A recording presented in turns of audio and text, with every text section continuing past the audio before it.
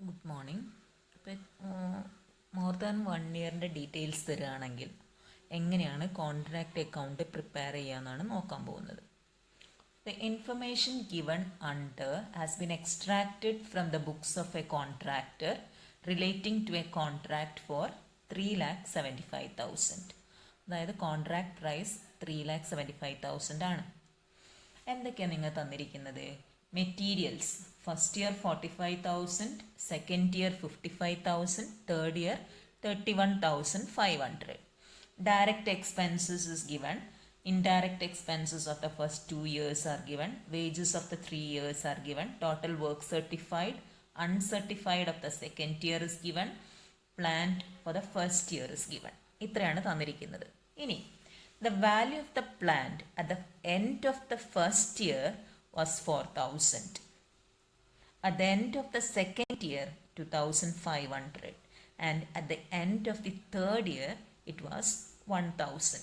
അപ്പോൾ ഓരോ year end ആവുന്ന സമയത്ത്, അതായത് plant in hand, plant at site എന്ന് പറഞ്ഞാൽ നമ്മൾ കോൺട്രാക്ട് അക്കൗണ്ടിൽ ബൈ പറഞ്ഞെടുക്കൂലേ, ബൈ പ്ലാന്റ് അറ്റ് സൈറ്റ് എന്ന് പറഞ്ഞിട്ട് ക്ലോസിംഗ് ബാലൻസ്, അതാണ് ഈ തന്നിരിക്കുന്നതെല്ലാം. ഇനി it is customary to pay 90% in cash of the amount of work certified. അപ്പോൾ ഓരോ വർഷത്തെ വർക്ക് സർട്ടിഫൈഡ് എത്രയാണോ അതിൻ്റെ 90% ആണ് ക്യാഷ് ആയിട്ട് കോൺട്രാക്റ്റ് കൊടുക്കുന്നത്. ഓക്കെ, 10% എന്ന് പറയുന്നത് റിറ്റൻഷൻ മണിയാണ്. Prepare the contract account and show how the figures would appear in the balance sheet. അപ്പോൾ നമ്മൾ നോക്കാൻ പോവാണ് എങ്ങനെയാണ് അക്കൗണ്ട് പ്രിപ്പയർ ചെയ്യുന്നത് എന്നുള്ളത്. അപ്പോൾ ഇവിടെ നിങ്ങൾ ആദ്യം ശ്രദ്ധിക്കേണ്ടത്, കോൺട്രാക്ട് അക്കൗണ്ട് കണ്ടോ, ഇങ്ങനെ തന്നെയാണ് ചെയ്യുന്നത്. ഫസ്റ്റ് ഇയർ, പിന്നെ സെക്കൻഡ് ഇയറിലെ contract account, then third year എന്ന് പറഞ്ഞിട്ട് ഒരൊറ്റ കോൺട്രാക്റ്റിൽ ഇങ്ങനെ ഇയർ തിരിച്ച് കാണിച്ചാൽ മതി. ഓക്കെ, അപ്പോൾ ഫസ്റ്റ് ഇയറിൽ നിങ്ങൾ തന്നിരിക്കുന്ന മെറ്റീരിയൽസ് തന്നിട്ടുണ്ട്. Direct expenses is given, indirect expenses, wages, plant, ഇത്രയും കാര്യങ്ങൾ തന്നതാണ്. അത് അതേപോലെ എഴുതുക. ഇനി ബൈ വർക്ക് ഇൻ പ്രോഗ്രസ് എന്ന് പറഞ്ഞിട്ട് വർക്ക് സർട്ടിഫൈഡും അൺസർട്ടിഫൈഡ് ഉണ്ടെങ്കിൽ അതും കാണിക്കണം. അപ്പോൾ അൺസർട്ടിഫൈഡ് ഫസ്റ്റ് ഇയറിലില്ല. അപ്പോൾ 87,500 ആണ് വർക്ക് സർട്ടിഫൈഡ് എന്ന് പറഞ്ഞിട്ട് ഫസ്റ്റ് ഇയറിൽ തന്നിരിക്കുന്നത്, 87,500. പിന്നെ plant at the end of the first year, plant at site എന്ന് പറയുന്നത് 4,000 തന്നിട്ടുണ്ട്. അപ്പോൾ ഇത്രയേ എടുക്കാനുള്ളൂ നമുക്ക്. ഇനി നിങ്ങൾ എന്ത് ചെയ്യണം? You have to find out profit. അപ്പോൾ നോഷണൽ പ്രോഫിറ്റ് ആണോ നോക്കണം. അപ്പോൾ ഇത് ചെയ്യുന്ന സമയത്ത് നമുക്ക് ഫസ്റ്റ് ഇയറിൽ പ്രോഫിറ്റ് ഇല്ല, ലോസാണ് വരുന്നത്. അപ്പോൾ ലോസ് മൊത്തമായിട്ട് ബൈ പ്രോഫിറ്റ് ആൻഡ് ലോസ് എന്ന് പറഞ്ഞ് എഴുതിയാൽ മതി, 3,500. മനസ്സിലായല്ലോ? അപ്പോൾ ഫസ്റ്റ് ഇയറിൽ പ്രോഫിറ്റേ ഇല്ല. ഇനി സെക്കൻഡ് ഇയർ ഇതേപോലെ തന്നെ ചെയ്യാം. ഇവിടെ ചെയ്യുമ്പോൾ ശ്രദ്ധിക്കേണ്ടത് എന്താണെന്നറിയോ? ഈ work in progress, by work in progress എന്ന് പറഞ്ഞാണ്ട് നമ്മളിവിടെ എഴുതുന്നുണ്ടല്ലോ, അത് നിങ്ങൾ ഓപ്പണിംഗ് ബാലൻസ് ആയിട്ട് എഴുതണം. ആ പകുതി പണിയായത് ഈ കൊല്ലത്തേക്ക് നമ്മൾ ബ്രോഡ് ഫോർവേഡ് ചെയ്യുന്നു എന്നുള്ള അസംഷനിലാണത്. ഇപ്പം ടു വർക്ക് ഇൻ പ്രോഗ്രസ് എന്ന് പറഞ്ഞ് എഴുതുക. അതേമാതിരി കഴിഞ്ഞ വർഷത്തെ ക്ലോസിംഗ് ബാലൻസ് ഓഫ് പ്ലാന്റ് ആയിരിക്കുമല്ലോ ഇപ്രാവശ്യത്തെ ഓപ്പണിംഗ് ബാലൻസ് ഓഫ് പ്ലാന്റ് എന്ന് പറയുന്നത്, അതും എടുത്ത് എഴുതുക. വേറെ ക്ലോസിംഗ് ബാലൻസസ് ഓഫ് അസറ്റ്സ് ഒന്നും ഇല്ലാത്തത് കൊണ്ട് വേറെ ഒന്നും എഴുതണ്ട. അതേപോലെ ക്ലോസിംഗ് ബാലൻസസ് ഓഫ് ലയബിലിറ്റീസ് വല്ലതും ഉണ്ടെങ്കിൽ അതിവിടേക്ക് എഴുതാം കേട്ടോ. പിന്നെ ഈ materials, direct expenses, indirect expenses, wages, ഇതെല്ലാം സെക്കൻഡ് ഇയറിൻ്റെ സെപ്പറേറ്റ് ആയിട്ട് തന്നിട്ടുണ്ട്, അത് അതേപോലെ എഴുതുക. ഇനി സെക്കൻഡ് ഇയറിൻ്റെ വർക്ക് സർട്ടിഫൈഡും അൺസർട്ടിഫൈഡും ക്വസ്റ്റ്യനിൽ തന്നിട്ടുണ്ട്. ഇങ്ങനെയാണ് സെക്കൻഡ് ഇയറിലെ വർക്ക് സർട്ടിഫൈഡ് എന്ന് പറയുന്നത് ഇതാണ്, അൺസർട്ടിഫൈഡ് ഇതാണ്. മനസ്സിലായല്ലോ? അത് അതേപോലെ അങ്ങോട്ട് എഴുതി വെച്ചാൽ മാത്രം മതി. ഓക്കെ, ഇനി plant at the end of the second year എന്ന് പറയുന്നത് 2,500 ആണെന്നും പറഞ്ഞു തന്നതാണ്. അപ്പോൾ ഇത്രയും എടുക്കുന്ന സമയത്ത് you will get notional profit. ഇവിടെ പ്രോഫിറ്റ് ആണ് സെക്കൻഡ് ഇയറിൽ വരുന്നത്. നോഷണൽ പ്രോഫിറ്റ് എന്ന് പറയുന്നത് എത്രയാണ്? 78,750 വരും. മനസ്സിലായോ? അപ്പം നിങ്ങൾ ഈ നോഷണൽ പ്രോഫിറ്റിനെ ഡിവൈഡ് ചെയ്യണം. നോഷണൽ പ്രോഫിറ്റ് എന്ന് പറഞ്ഞ് എഴുതുക. അത് ഇനി എത്ര പെർസെൻറ്റേജ് വർക്ക് കംപ്ലീറ്റ് ചെയ്തിട്ടുള്ളത് നോക്കാം. ആകെ 3 lakh സംതിങ്ങിൻ്റെ ഒരു കോൺട്രാക്റ്റ് ആയിരുന്നു. അതിൽ വർക്ക് സർട്ടിഫൈഡ് എത്ര വരുന്നുണ്ട്? 2,08,000. അപ്പം പകുതിയിൽ കൂടുതൽ, 50% കൂടുതൽ വർക്ക് കംപ്ലീറ്റ് ചെയ്തു എന്നുള്ള അസംഷനിൽ നമ്മൾ എടുക്കുന്നത് എങ്ങനെയാണ്? പ്രോഫിറ്റ് ആൻഡ് ലോസ് അക്കൗണ്ടിലേക്ക് ട്രാൻസ്ഫർ ചെയ്യുന്ന amount, notional profit into 2/3 into എത്ര പെർസെൻറ്റേജ് ആണ് ക്യാഷ് കിട്ടിയത്? 90%. ഓക്കെ, അപ്പോൾ ക്യാഷ് കിട്ടിയത് ഇവിടെ സാധാരണ നമുക്ക് കഴിഞ്ഞ പ്രോബ്ലത്തിലൊക്കെ ക്യാഷ് റിസീവ്ഡ് എമൗണ്ടും തന്നു, വർക്ക് സർട്ടിഫൈഡ് എമൗണ്ട് വേറെ തന്നിട്ടുണ്ടായിരുന്നു. അപ്പോൾ ഇവിടെ ഇങ്ങനെ പറഞ്ഞിട്ടുണ്ട് വർക്ക് സർട്ടിഫൈഡിന് 90% ആ ക്യാഷ് കിട്ടുന്നത്. അപ്പോൾ വർക്ക് സർട്ടിഫൈഡ് 100 ആണെങ്കിൽ മറ്റേത് എത്ര 8 എടുക്കുക, ക്യാഷ് റിസീവ്ഡ് എന്ന് പറയുന്നത് 98 എടുക്കുക. ഫുൾ എമൗണ്ട് കണ്ടുപിടിക്കേണ്ട ആവശ്യമില്ല. ഇനി കണ്ടുപിടിച്ച് ചെയ്താലും പ്രശ്നമില്ല.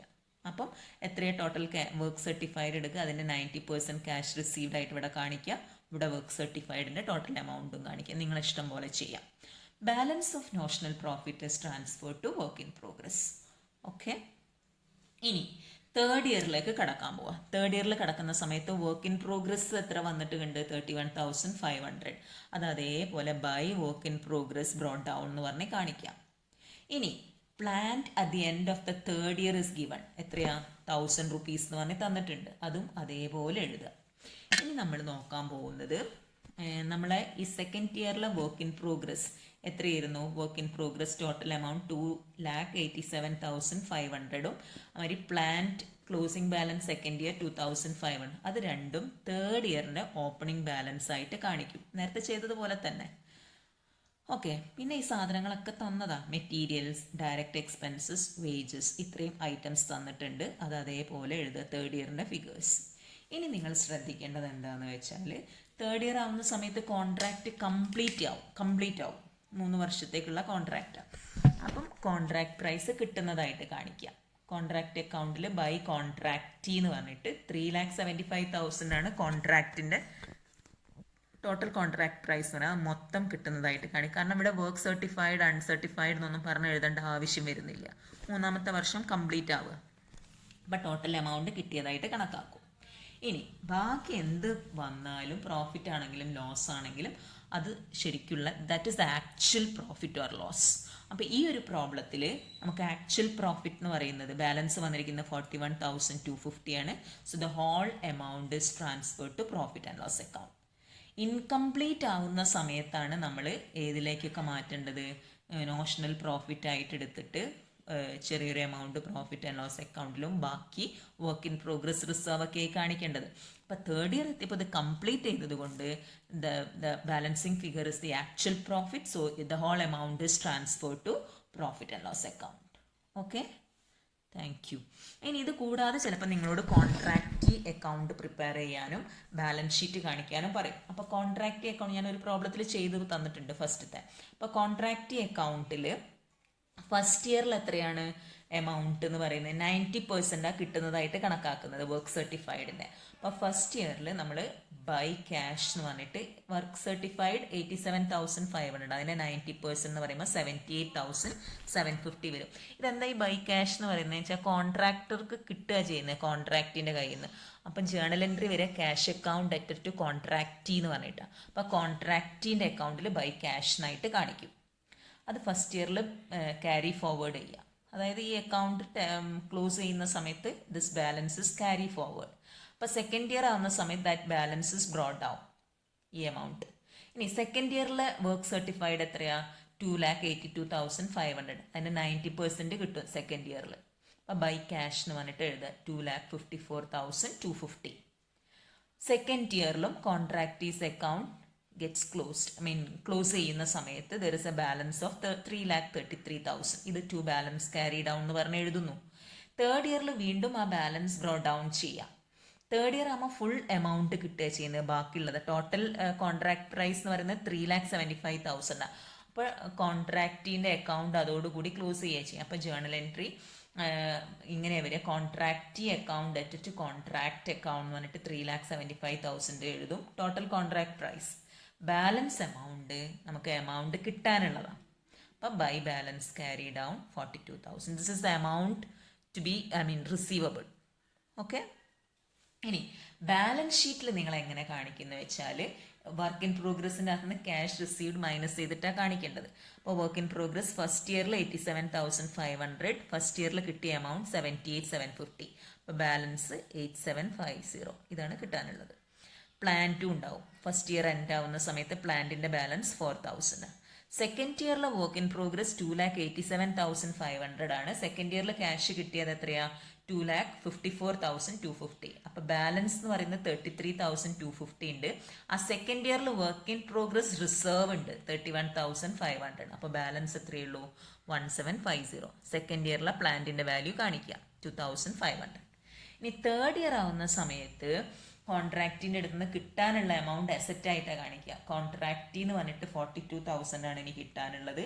തേർഡ് ഇയറിൽ പ്ലാന്റിൻ്റെ വാല്യൂ 1,000. ഇങ്ങനെയാണ് ബാലൻസ് ഷീറ്റിൽ കാണിക്കേണ്ടത്. Okay, thank U.